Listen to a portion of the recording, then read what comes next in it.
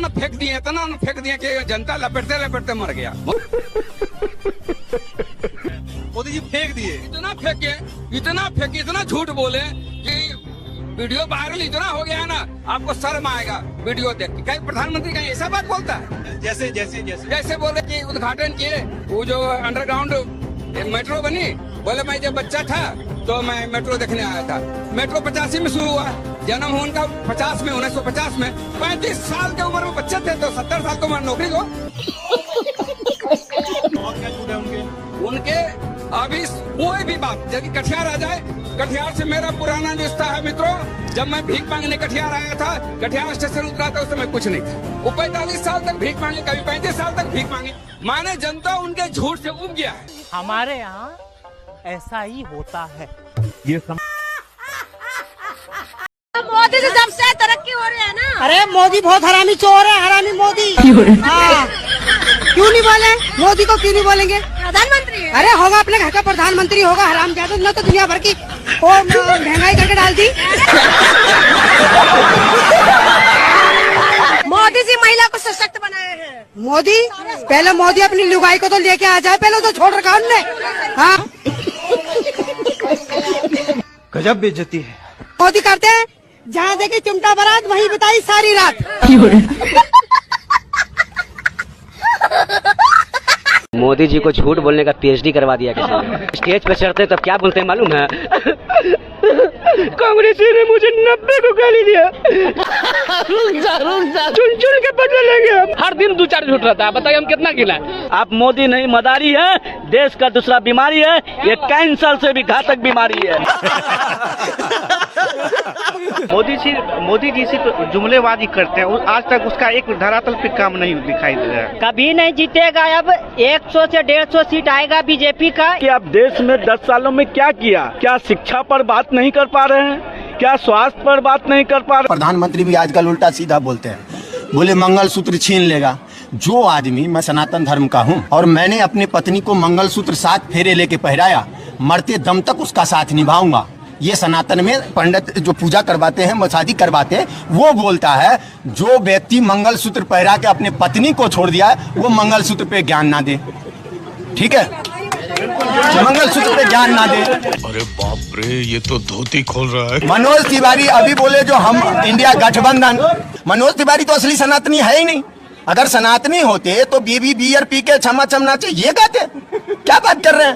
उनसे एक श्लोक पढ़वा लीजिए और मेरे से श्लोक पढ़वा लीजिए, एक मंच पर बुला लीजिए। कन्हैया कुमार जी तो देखिए PhD हैं, उनके पास डिग्री है, हमारे पास कोई डिग्री नहीं है। उनके प्रधानमंत्री के जैसे मेरे पास कोई डिग्री नहीं है। ठीक है, ये हम लोगों को नहीं मालूम था कि हमारा बाप ही गलत निकल जाएगा। हम लोगों ने सरकार बनाई थी कि ये मेरा बाप है मोदी, ठीक, लेकिन बाप ही गलत निकल गया। हम लोग लावारिस हो गए। ठीक है, बाप ही गलत निकल गया हम लोगों का। बदल दोगे क्या? क्यों नहीं? सब कुछ बदल रहा है तो बाप भी बदलेगा। योगी आदित्यनाथ, PM मोदी और भारत माता की तस्वीर लगाई। That's a beautiful thing. ये 5 परमेश्वर है। क्या बोला तूने?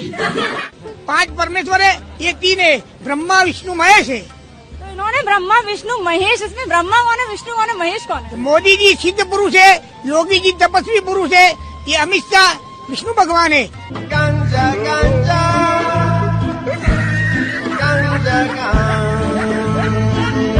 इस 3 सीट से पापा ने कैंडिडेट ही खड़ा नहीं किया, पापा वोट रुकवाने में रह गए। 3 सीट से पापा ने कैंडिडेट नहीं खड़ा किया। क्यों? आपको पता है, करेजा पीट पीट कर कहने वाले पापा ने 370 हटा दिया। 370 पूरा एकदम जम्मू कश्मीर में अब कुछ नहीं। जम्मू कश्मीर की अगर स्थिति अभी भी सही होता तो ये 3 सीट से बीजेपी चुनाव जरूर लड़ती। और पापा तो एक बार रैली भी नहीं करने गए जम्मू कश्मीर में, एक बार भी चुनाव प्रचार में नहीं उतरे। क्या वजह हो सकता है, जरा आपको जानकारी होगा तो बताइएगा जरूर। एक बार कदम मणिपुर के तरफ नहीं बढ़ा, एक बार लद्दाख के तरफ नहीं गया, और जब जम्मू कश्मीर सही हो गया तो जम्मू कश्मीर में एक बार भी कदम नहीं पड़ा। काहे? जवाब जरूर दीजिएगा। पापा ने वॉर रुकवा दी यूक्रेन और रसिया की, लेकिन पापा इन 3 जगह अभी तक नहीं गए, चुनाव में भी नहीं गए। क्या रीजन रहा होगा, जबकि पापा 10 बार से ज्यादा बार आ गए बिहार। यार इतना नाराज काहे हैं, मतलब युवा। अरे भैया आगे से पीछे तक सब मार दिए। करें क्या हम लोग, नहीं तो सबसे कट्टर बीजेपी वाले हम ही लोग थे। ले झंडा, जय बीजेपी जय बीजेपी। बीजेपी भक्त थे। हाँ बीजेपी अंधभक्त थे। अब तो पता चल गया है कि अंधभक्त में होने क्या हुआ है। अरे भैया आप बीजेपी अंधभक्त थे, कह रहे हो बीजेपी सपोर्टर थे। सपोर्टर थे नहीं। अब क्या करें, हमें तो लग रहा था पहले कांग्रेस गलत है, जैसे 60 साल राज की भैया, अब देख लीजिए वही हुआ है। सब मनमानी कर रहे हैं उनका। अब कौन आएगा? अब जो भी आए, मोदी जी ना आए, अभी कौन आएगा? साइकिल। इंटरव्यू देख लूं। दुनिया में महात्मा गांधी एक बहुत बड़े महान आत्मा थे। क्या इस 75 साल में हमारी जिम्मेवारी नहीं थी क्या कि पूरी दुनिया महात्मा गांधी को जाने? कोई नहीं जानता महात्मा गांधी को। पहली बार जब गांधी फिल्म बनी तब दुनिया में क्यूरियोसिटी हुई, अच्छा ये क्या कौन है? पीएम मोदी के ऐसे ज्ञान पर पब्लिक कहती है कि शायद पीएम मोदी सस्ते कॉमिक्स पढ़कर बड़े हुए हैं। ये क्या बात करते हैं यार? कई लोग पीएम मोदी को अखबारों की हेडलाइन भी दिखा रहे हैं कि देखिए जब महात्मा गांधी दुनिया छोड़कर गए थे तो दुनिया भर के अखबारों ने प्रमुखता से छापा था। दुनिया भर के अखबारों में दुख व्यक्त किया गया था कि कितनी महान हस्ती का निधन हुआ है। तो पीएम मोदी को ऐसे अखबार पढ़कर अपना ज्ञान वर्धन करना चाहिए था, ये पब्लिक कटाक्ष कर रही है। करोड़ लोगों को मुफ्त खाना मिलता है, मुफ्त राशन मिलता है, तो वो आशीर्वाद देते हैं कि नहीं देते हैं? आपको पुण्य मिलता है कि नहीं मिलता है?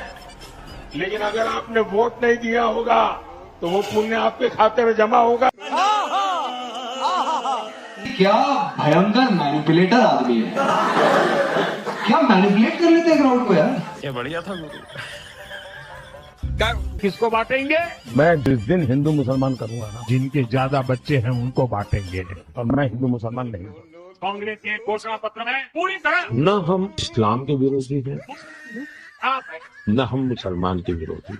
ये आग लगाने वाले कौन हैं, उनके कपड़ों से ही पता चल जाता। चुनाव के अंदर जो भारतीय जनता पार्टी की सबसे बड़ी दिक्कत ये है कि प्रधानमंत्री मुसलमानों को इन्फिल्ट्रेटर्स बोलते हैं, वो चुप रहते हैं। अमित शाह कहते हैं कि शरिया कानून हो जाएगा, वो चुप रहते हैं। योगी आदित्यनाथ कहते हैं जब तो वो लोग आ रहे हैं जो गाय कटवाएंगे, और उसके बावजूद भी हिंदुस्तान का मुसलमान चुप है। ये चूंकि हिंदुस्तान का मुसलमान चुप है, साइलेंट है, प्रोवोक नहीं हो रहा है, तो ये दिक्कत पैदा कर रहा है, और इस दिक्कत की वजह से हिंदू वोटों के कंसोलिडेशन में प्रॉब्लम आ रही है। ये बड़ी अच्छी बात कही आपने। विश्व धर्म संसद और धर्म संसद की हमने जो धर्म संसद में बातें कही थी, आप मीडिया के लोग इसके गवाह हैं। वही बातें आज भारत के प्रधानमंत्री अपने सार्वजनिक मंचों से कर रहे हैं। इसका मतलब हमने तो गलत बोला ही नहीं था, हमने तो बिल्कुल सही बोला था।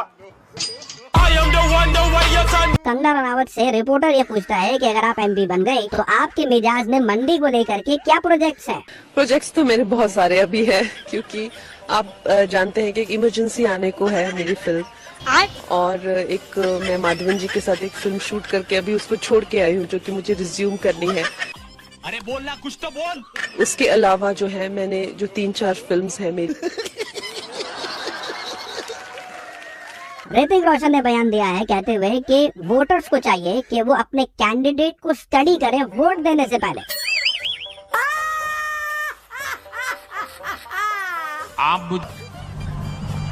युवा जिन्होंने क्रिकेट में बहुत योगदान दिया, बहुत छोटी उम्र में दिया। आपने ऑब्जर्व किया होगा, अच्छा काम कर। जय शाह बहुत भले आदमी, बहुत अच्छे, सबसे मिलनसार हैं, सबकी साथ में लेके चलने वाले, टीम वाले हैं, परिवारवादी हैं। अमित शाह के बेटे हैं, क्रिकेट का कुछ नहीं पता उनको। ये कौन सा गुनाह है? और उनको बीसीसीआई में सेक्रेटरी बना दिया। ये क्या गुनाह है? किसी का बेटा होना कोई गुनाह नहीं, वो अपनी काबिलियत पे वहाँ पर है। भारत को वर्ल्ड कप दिलाए। भाई साहब कुछ ज्यादा नहीं हो गया ये? मतलब कुछ भी। और वो पूछ भी नहीं रहा भाई कि सर वर्ल्ड कप तुमने जीता ही नहीं था। हमारे यहाँ ऐसा ही होता है। ये सब बूढ़े लोग हैं, ये 5-10 साल में निपट लेंगे, लेकिन ये ऐसे काम करके जा रहे हैं जो आपको अपनी जिंदगी में अगले 50 साल भुगतने पड़ेंगे। तो आपकी दृष्टि थोड़ी लॉन्ग टर्म होनी चाहिए। मैं बार बार बोलता हूँ, कौन सा नेता है, कौन सी पार्टी है जो बायोडायवर्सिटी की बात कर रही है, जो क्लाइमेट चेंज की बात कर रही है, उनका मैनिफेस्टो पकड़ो। तुम्हारे पास कोई कैंडिडेट आए तुम्हारा वोट मांगने, उससे पूछो कि जो बड़े मुद्दे हैं उन पे आप क्या करने जा रहे हैं। क्योंकि हम जवान लोग हैं, हम 18 के हैं, हम 20 के हैं, हम 25 के हैं, हमें अभी 50 साल जीना है।